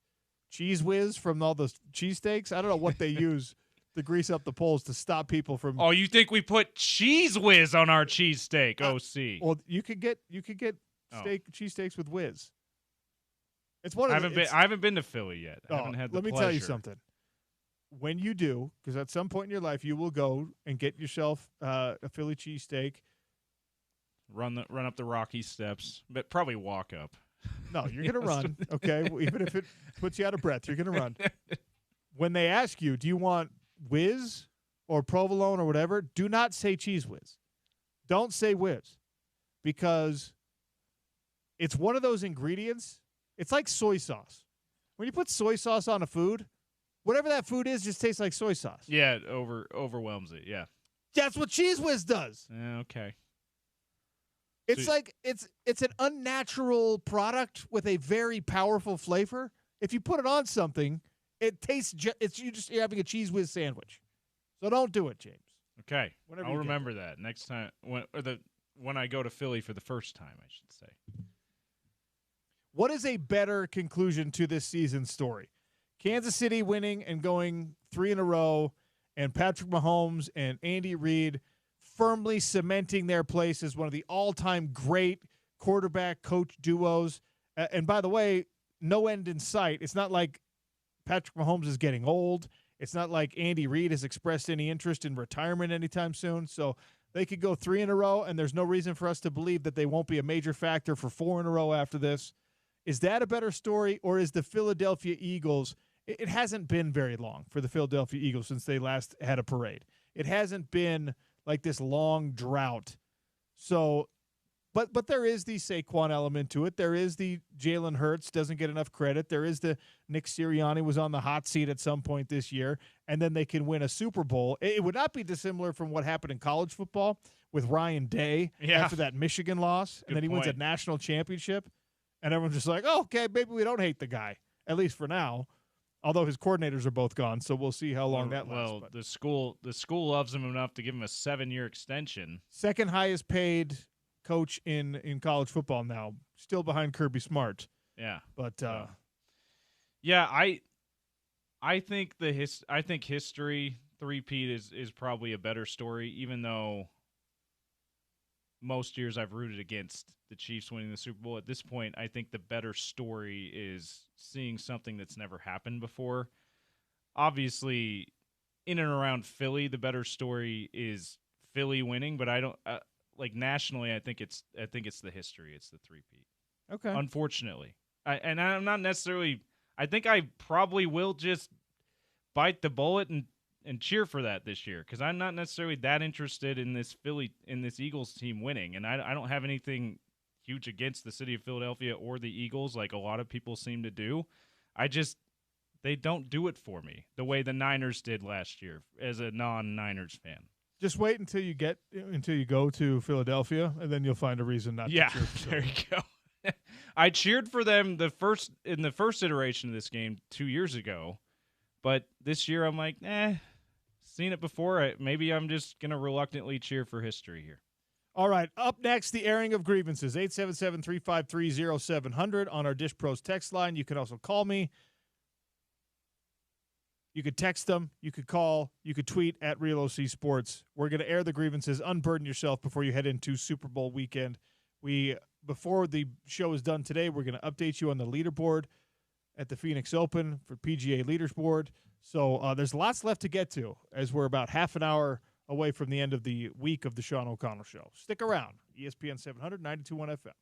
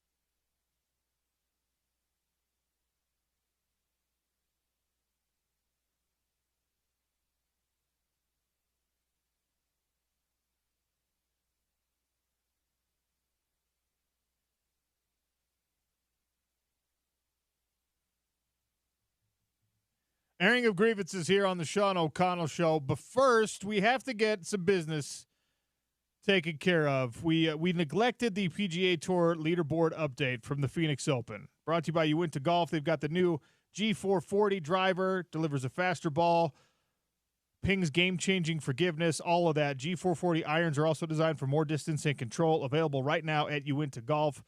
What's the Phoenix Open leaderboard update, James Peterson? Yeah, so this is obviously round 2. There will be people cut today, and some people missed in the weekend. Thomas Detry is not one of those. He's at the top of the leaderboard at 12 under OC. Alex Smalley, the American, is second at 10 under, 2 shots off the lead. A few people tied for third at 9 under, including Todd Kim, the Korean. And then Scotty Scheffler is one of a handful of people tied for 8th at 7 under. Also, a handful of guys tied for 5th. Sorry, I skipped over those guys at 8 under. Taylor Moore, the American, one of those guys. So Scotty Scheffler, one of the biggest names, still in contention. But Thomas Detry is your leader at 12 under here on day 2, OC. All right, that's your leaderboard update from the Phoenix Open, brought to you by Uinta Golf. Our ESPN 700 and 92.1 FM cash kickoff is also here. Text BEST, B-E-S-T, to 508-777-1000 for your chance to win $1,000 cash money. BEST to 508-777-1000. All right, now is the time at Real OC Sports and at 877-353-0700 to air your grievances. I'm going to start with one from 7516, James, all right? My grievance is with the Yeti brand for not sharing the name with the Utah Hockey Club. Not cool to gatekeep a name that they did not invent. Keep selling your overpriced Rubbermaid coolers. Utah hates you now. All right, 7516. That's a good start. grievance. That's yeah. a good start to the airing of grievances. Even though, it's funny because even though I prefer Mammoth as a potential name over Yeti, the idea that you don't get to have something that the fans wanted, I would have been okay with Yeti because the branding, there's some cool opportunities here, and the logo stuff that the team came up with I thought was really on point, thought it was awesome. And I'm okay with, like, agreeing to go with what my fellow Utahns selected in the poll. And Yeti was winning that poll, the first one that they ran. And that's why I think ownership liked Yeti better, but that was a big reason why they wanted to go with Yeti. And for some overpriced cooler brand to be like, no, we're not going to share it with you, that is kind of messed up. That's petty, Yeti. The petty Yetis.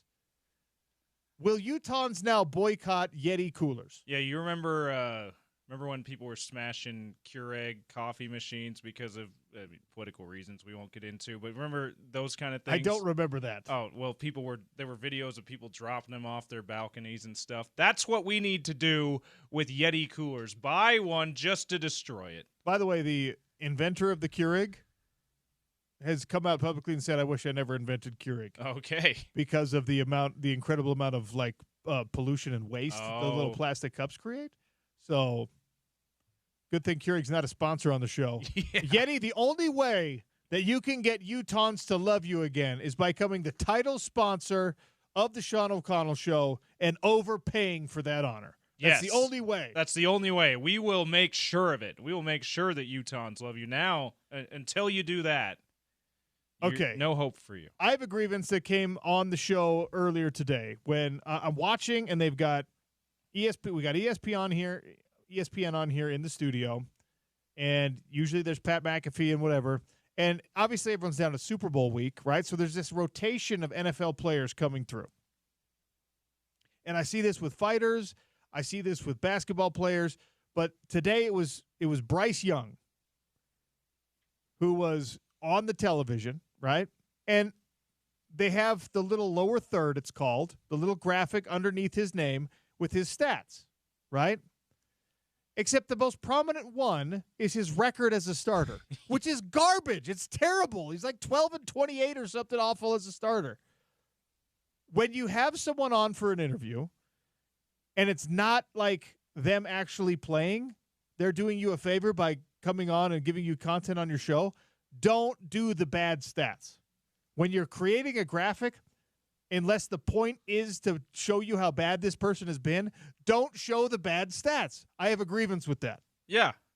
Don't do that when they're guests. When you're talking about them and they're not on the show with you, and you're trying to make a point about, hey, they have to improve in these areas, or you're being critical, which you need to do at some points. Sure, have the graphics that show the Bryce Young's record as a starter, for example. But when he's a guest, and he was on with DP, we've most recently too. That was the last time I heard him. The most recent time I heard him talk. He seems like a really nice young man too. What are you doing that for? We've done this in the PFL. We have done this, and I have aired my grievance with the production truck, where we'll have someone come do a little stand up during the broadcast. A fighter will come and they'll put something really a stat from their career that is not flattering. And I'm like, why? No, don't do that. Because if you're trying to make that point, fine. But you're not trying to make that point. You're just talking to someone about their thoughts on things, their opinions on things. They're doing you a favor. I don't want the bad stuff. Anyway, that's a grievance. That's a very specific television production grievance. I saw it in action, too. I came in to that's right. remind you of something for the show, and you were like, I've got a grievance. And you started typing furiously. Yes, because they had put it right there while you were talking to me. All right. Grievance. This one coming from 1624.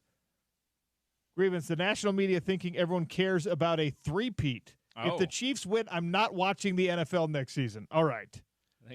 Grievance with they're you. in the minority. Minor grievance with you, 1624. You are going to watch the NFL next season. Don't be one of these people who says you're not going to watch the NFL. Also, people care about history being made. The national media is not wrong about that. You do have to find storytelling elements in a game like this one, and that one is the easiest. Yeah. That is the lowest hanging fruit. If it's just hey, let's talk about how great Patrick Mahomes is, I'm bored of that. Okay. If you want to talk about how nobody likes Nick Sirianni, I'm also bored of that. Or Jalen Hurts. If you want to say, hey, this is the first time ever when the league arguably should be more competitive than it's ever been, I'm actually interested. So even I appreciate the grievance being aired. I disagree with the premise. I also don't believe you when you say you're not going to watch the I'm you have to call the bluff. Yeah. If there's someone at your Super Bowl party this week who's just if they have more of these Carl's Jr. commercials with the bikinis, I'm not watching anymore. It's your job to be yeah, you are, dude. Stop it. Not only are you watching the NFL next year, but you're probably going to YouTube and you're looking up this specific commercial. Okay?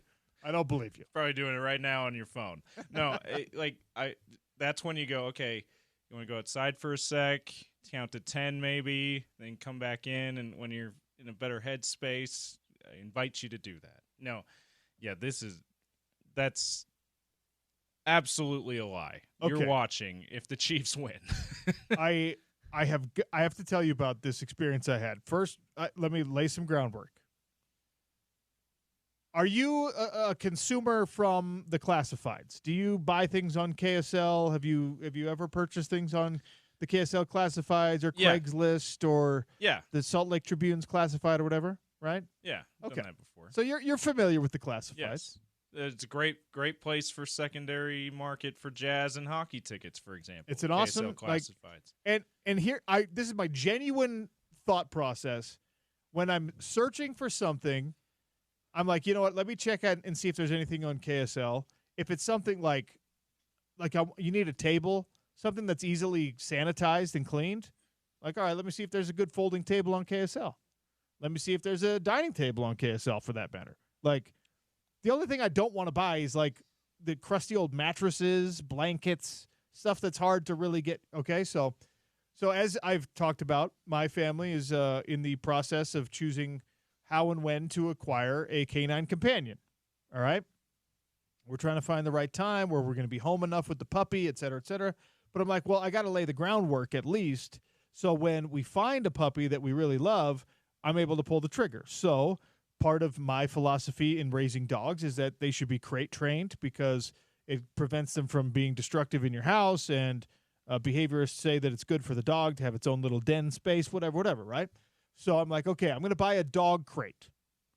Now, I'm partial to larger, more powerful dog breeds, and they can wreak havoc on the crates that a lot of people have. So there's these new crates out in the world, James, that are supposed to be like chew-proof, anxiety-proof for the dog. They can't escape from these crates, right? And I was like, okay. But they are expensive, dude. They are way pricey. So I'm like, all right, I'm gonna shop for one of these. I go on the company website. They're X amount of dollars on the company website. I'm like, okay, that's kind of what I thought they were. Let me see if Amazon has it for cheaper. I go to Amazon. They're the exact same price on Amazon. I'm like, all right, well, given those two alternatives, I'll buy it direct from the company because I would rather, the company get all my money than Amazon, who already has plenty of my money. And then I was like, you know what? Instead, I'm going to go to KSL and see if there's one of these, if someone has one of these on KSL.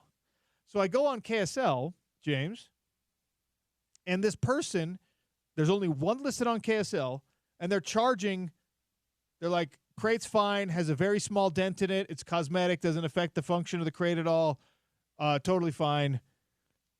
They're asking more than the retail price for this crate. More than the company itself is charging for the crate, and more than Amazon is charging for the crate. So I was like, all right, that's fine. So I text this person through the KSL portal. It was like, hey, will you take this much money for the crate? Expecting we're going to get into a little barter situation, right? A little wheel and deal. Something tells me they weren't too thrilled with that. So I went low, right? Tried to save myself a couple $100. And they were like, my price is firm. And I said, okay, but just so you know, you're charging more than the company itself charges for the crate. And they said, well, then go buy it from the company.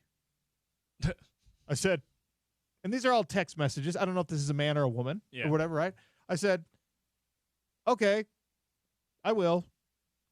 But you might want to lower the price or you're not going to be able to sell it because no one wants to buy a dented crate for more than retail of a brand new one. I mean, shipping and everything included, right? Yeah. And I said, I'd rather give like a local Utah my money than give it to, and they went off this long tirade. You need to be a better person. You're trying to undercut me.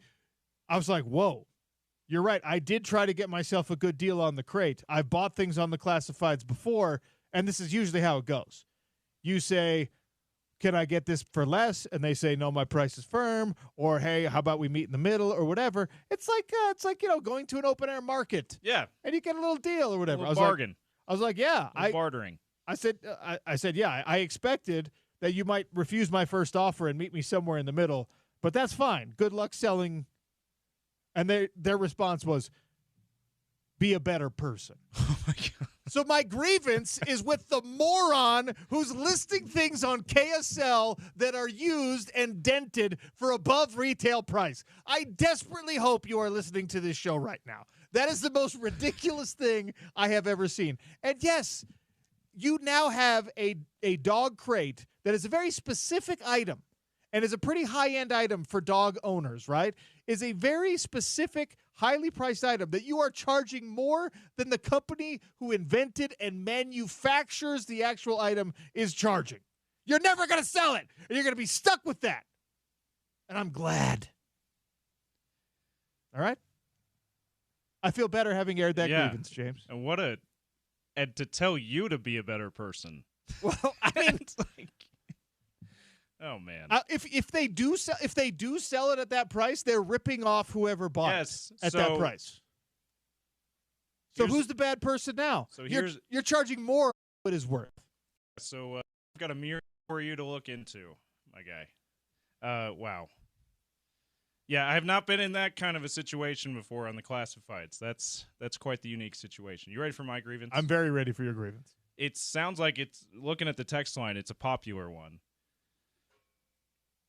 The Jazz are now, they're just barely in the bottom three of the NBA OC. They're just barely there. They're in close games all the time, even against really good teams. They're beating teams that are better than them in the records so far this season. The Warriors the other night. Hanging with others they're clearly better than them. And yet, a guy in particular who's having a career year John Collins. He's maybe had one other year where he's better than this, and it was like his second year in Atlanta, second or third year in Atlanta, and you can't find a suitor for him at the trade deadline. Like, I am officially worried, OC, and Jordan Clarkson, another veteran who's started to really turn it on in the last few weeks, couldn't get anything for him. Colin Sexton, who's had arguably two straight career years, couldn't get anything for him. That's just a tough pill to swallow, especially given how close we are in this tank race that I'm pretty passionate about. OC made a segment for it. I'm officially worried that they might be too good to be a bottom 3 team the rest of this season. OC, do you know who else? Do you know who got worse? The Wizards, who are already the worst team in the league. They're already the worst team in the league. They traded 2 starters away, including Kuz. They got rid of Kyle Kuzma, right? They're tanking aggressively right now. The Hornets got worse. They traded their starting center to the Lakers. The Pelicans got worse, although they haven't been able to play with Brandon Ingram for a long time. He is an all-star, and he's now with the Raptors. Like, the Jazz, you gotta get worse. They got somewhat worse. They got rid of Patty Mills and Drew Eubanks. Hopefully they have great success with the Clippers, who are more of a contending team. But they had to trade one of those guys, OC. And I thought it was a certainty they were going to be able to make a deal for John Collins, and yet here we are. Well, I think we are partially culpable for setting the expectation in the sports media, like, oh, definitely one of these guys is going to get moved. I know that I felt 99% certain that one of these guys was going to get moved, and that's why so many people are airing this grievance, that so many people are upset and bothered by this, because it was a foregone conclusion, and we talked about it as if it were a foregone conclusion, and obviously other teams didn't think that was what they wanted to do, or the Jazz decided that they had better things to do. They didn't get I was talking with Smitty, Richard Smith, who was on with Spence yesterday. In studio, I was talking with him before he went on with Spence, and he goes, "It takes 2 to tango." Like, the Jazz have Danny Ainge and Justin Zanuck have their price, first of all, and if teams aren't going to meet their price, they'd rather just keep the guys, which you can't totally blame the Jazz for thinking that way. The other thing is maybe the price wasn't too steep. There just wasn't that as much interest in those 3 guys as the rest of us thought there would be. And I find that second scenario very hard to believe, because these guys have been really productive this season, especially John Collins and Colin Sexton. And Sexton now 2 years in a row. That's why I find the second scenario pretty hard to believe. But my guess is teams were not willing to give the Jazz the price that they were looking for, which is probably, as long as there's a first-round pick involved, maybe they were looking for a couple first-round picks, depending on the player. And Danny Ainge and Justin Zanuck said, we're bad enough with them on the team to probably get the kind of draft pick we want to get, or put us in position to do that. We might as well keep them if we're not going to get our price. But I just don't believe that they're bad enough to get those number 1 lottery odds. Well, now you have to make yourself bad enough, which I think is a more complicated equation than we give credit for. Like, now you have to tell some of these guys that are playing well, you're playing too well. We're going to have to sit you. Do you have any minor bump or bruise at all? Or, no, Coach, I'm fine. Let's look at that fingernail there. Is there a hangnail? Is there soreness going on with anything? Did you get a bad haircut and you don't want to be on TV? Like, now you have to make yourself. You have to choose to make yourself Didn't bad. you tell me about some family emergency you needed like 3 weeks off for? Like, didn't you tell me that? You have to actively engage in tanking now instead of doing the passive thing. We're just like, hey, we trotted out the best team we've got. We just don't have the horses. Now, I'm with you. Your roster is not a bottom 3 roster anymore because other teams actively got worse. So they get to now passively tank, and you have to actively tank.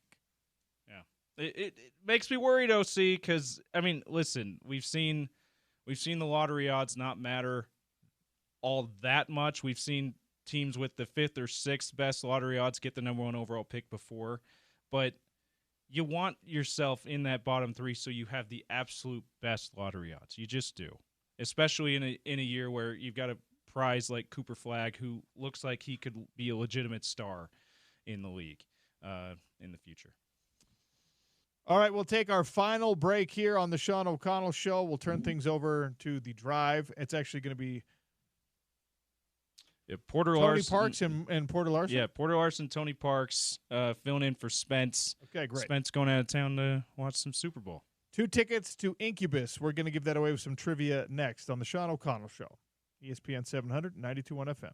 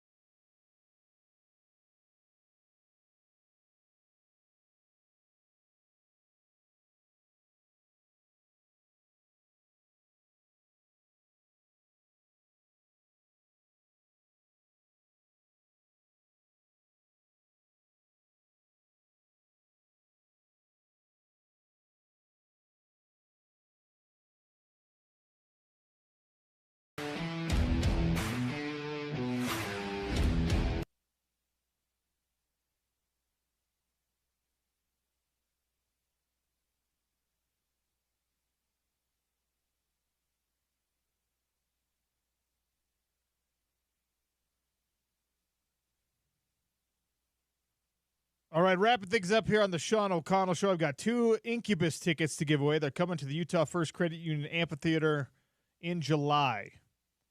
877-353-0700 if you can answer this question. Jalen Hurts, the Philadelphia Eagles quarterback, who will be presumably taking snaps in the upcoming Super Bowl, has scored how many touchdowns this year of 1 yard or less? We're talking tush-push touchdowns, ladies and gentlemen. How many for Jalen Hurts in the 2024 season? 877-353-0700 for 2 Incubus tickets. Crosstalk is always brought to you by our friends at Advanced Window Products. If you need new windows, buy direct from the only local manufacturer, Advanced Window Products. Sales, installation, warranty, all that is taken care of in-house. No middleman markups, $2,500 off, 10 windows or more at advancedwindows.com or 801-850-9100. And as always, tell them that OC sent you. The drive today is going to be hosted by a dynamic duo, Porter Larson, Tony Parks, holding it down. Fellas, how are you? I'm great, man. Stellar. I love the Super Bowl. Ever since I was a kid. It's a holiday. It's like such a big deal. It is. It's an American holiday. James doesn't give it to us, but it's a holiday. People should have Monday off. That's absolutely correct. Yeah. Now, actually, if you look how late this thing is getting, just 1 week away, man. Just 1 week away. You make it President's Day weekend, and it's as it should be. Well, just give us an extra Monday off. Yeah, Don't even. you don't need to take a holiday. Maybe I'm speaking like somebody in my off season. Sorry. All right. Let me run a couple things by you for the Super Bowl menu. Okay. Steak, burgers and dogs, or ribs? Yes. So I don't do burgers. Yes. Don't do burgers. You don't eat burgers? No, man. Gosh, lettuce, tomato, onion, mustard, pickle, ketchup. My goodness, the laundry list goes on. Chicken, steak, ribs. Bam. Okay. There you go, man. Love it. All right. The most essential accompaniment for a chip. Bean dip, salsa, guac, other. What do you got? It's salsa. Yeah, Listen, I think it's salsa. you can throw in all the others, but if you don't have a salsa, your mix is not complete. Fair. All right. Sorry. All right. Also, get some representation in there. What do you mean? You need some diversity, at least in salsa. If we can't have it anywhere, just have it in salsa. I see what you're saying. All right. Salsa at least. For a meat-based snack or appetizer, wings, pigs in a blanket, charcuterie board. What do you got? Again, yes, but wings. I hate to be that guy. Yeah, wings. It's just it's a must have. All right. The best thing to eat out of a bowl at your Super Bowl party: soup, chili, salad. I put it on there for profiling purposes only. All right. Other. I'd say chili. Okay. Yeah, really good chili. That's me. Sorry. All right. Out of a bowl, soup. Yeah. What kind of soup are we talking? That's a very wide net here. Yeah, but these are Twitter polls. I can't name every soup. That's fair. You know, you like. What do you like? You like a French onion? Make a really good That's very chicken enchilada French soup, onion. something like that. French onion in tortilla soup? February. Oh. Kyle Whittingham, little known fact, big chowder guy. Okay. Loves chowder. When we were doing the coaches show, he would request chowder every week, That's awesome. and he would go to town. Coach on Wood chowder. also loves nachos. He's a nacho guy. All right. Okay. So I imagine his Super Bowl party is a lot of chowder and nachos. Maybe chowder nachos. Okay. All right. Most important Super Bowl party beverage: beer, Diet Coke, punch of some kind. What do you got? I'm not partaking right now in the beer. Okay. So you can leave it. You're teetotaling at the moment, At or the just moment. beer? Okay. So yeah, let's get hydrated, guys. Water. I would say, and I'm not even a drinker, or anything, but the Super Bowl parties and stuff with my mom and all of that. Oh, Bloody Marys there in that early afternoon. There we go. It was like, it was like this thing everybody knew. That's The what was Bloody Marys. coming. Yeah. All right. So I like that V8 idea. going on. Usually the Bloody Mary's reserved for brunch. I order it when I'm not in a brunch setting and people give me a side eye. So I like you normalizing. Why did I don't know? I don't I'm know. not even a drinker. I don't know. now. My friends have given me crap for ordering a Bloody Mary out at night. Yeah, I don't partake of alcohol odd. at all, Okay. but Bloody Marys are one of those things where now that at restaurants they have these Frankenfood gigantic Exactly. Bloody Marys, I want to drink Bloody Marys so I can get all the other stuff. It's just that's a drink with a slice of pizza in it. I want that, but I don't still. All right, dessert. I'm so proud of our listeners, by the way, and how they've answered so far. Assuming that ice cream's available with all of these, brownies, cookies, cakes, or other.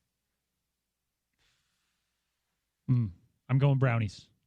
I'm a brownie guy. Just 46% of the vote coming in on brownies. Okay. 50% coming in on cookies. Yeah. Cakes, you suck. 2% only on cakes. I'm kind of out on cake. Yeah, I'm out on cake too. Like that's the thing. Cookies, I don't know, man. Like I'll say this: if cake is the only option, I'm obviously going to eat the cake. Yeah, but I'm a cookie man through and through. There are certain cakes now there are time for. Cheesecake is a pie. Yeah, cheesecake is a pie. I'm a cheesecake guy. All right. That's a pie. And German chocolate cake, never. You don't like German chocolate cake? I'm just such a hater on it. Wow. I don't know why. It was never. Anti-coconut, Tony? Are you anti-coconut? You don't like coconut? I'm not even. I'm just is it not that with reason? Because cake, I'm not big. Yeah, not a big coconut. I love coconut. There are people who dislike coconut. I'm on the opposite end of that spectrum. If there's coconut in something, I'm going to eat it. Coconutty. We had my wife, who's a huge German chocolate cake fan. And my mom was like, "Oh, that's great. You know what? It's her birthday. I'll make it." One piece of that cake was eaten. Really? My mom didn't even look at it. She was like, "Oh, I want to do it for Nat, so everybody dish up." And we all just sat around like, you know. And so now for my wife's birthday, whenever she's in Salt Lake, my mom will literally buy one of those big pieces from the store. Yeah, and then chocolate cake. That's the right way to do it. What are you guys going to talk about on the show today? Of course, Super Bowl. Oh, man. That's going to be a bulk of the conversation. We're one day removed from the NBA trade deadline. Yes. So that's probably going to be the fair share. Our topic tree. Yes. OC. Yeah. Is going to be fairly there. And then we'll branch out from there. Jazz Utes. Great. We've got professional bull riding in town this weekend. So cool. Man. I had to bring that up. I was actually MMA this weekend. There's a lot going on. There's pay-per-view this weekend. You're right. 13, by the way. 13 Jalen Hurts touchdowns of a yard or less. I guess it was going to be 11. So the next nearest was 7. Josh Allen and wow. Josh Allen had 7. Yeah, if they're within a yard, that's what they're doing. That's right. As they should. Brotherly shove. And also, for the people asking for a rule change because of one team that has executed it really well with their personnel, shut up. Yeah. What are we talking about? Yeah. You want to take away the forward pass now too? Like when you start legislating plays outside of the normal rule book, you're losing me. If everyone was able to do it to that level of success, it would make sense. Right. Yeah. If there was their success rate is like 90% and everyone else is like 50. So their backfield squats like 8,000 pounds between Jalen Hurts and Saquon Barkley, and of course they have one of the better offensive lines in the league. Probably the best offensive line in the league. Yeah, probably. Everybody, enjoy your weekend. Please enjoy your Super Bowl parties responsibly. I'm talking about the transportation to and from. And let's all be together on Monday to talk about it. That's it for the Sean O'Connell Show. I will be in Ogden at Belliston Jewelers on Monday, helping all you guys out with the last-minute Valentine's Day gifts. So come up and see me at Belliston Jewelers. A dozen roses for free if you spend $129 or more. So we'll see you Monday. Stay tuned for the drive. It's the Sean O'Connell Show on ESPN 700, 92.1 FM.